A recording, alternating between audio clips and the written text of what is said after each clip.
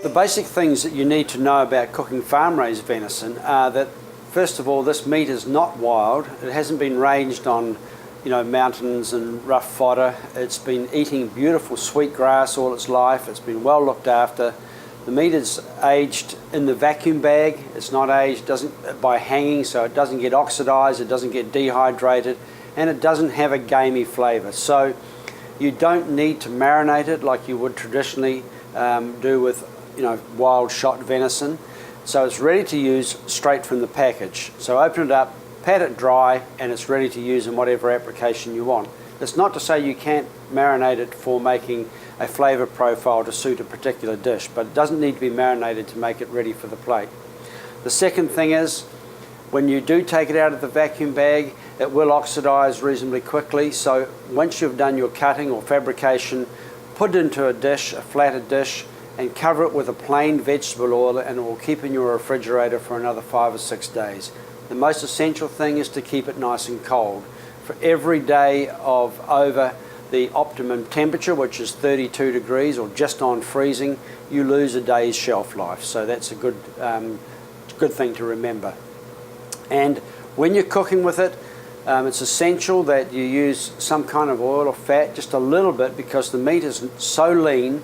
There's no fat on the exterior, and there certainly is no intramuscular fat or marbling.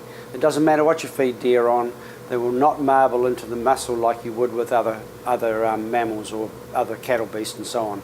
So you need a little bit of oil or butter or some kind of medium just to stop the meat sticking and drying out on the outside. Fourthly, you need to also make sure that the cooking surface is nice and hot, because you want to sear it, to caramelize it, to get that initial flavor started, and then you can cook it whatever way you want after that. But I like to get that initial caramelization started to get that flavor profile going. Seasoning can be simple or it could be complex. It's down to the dish that you're cooking it with.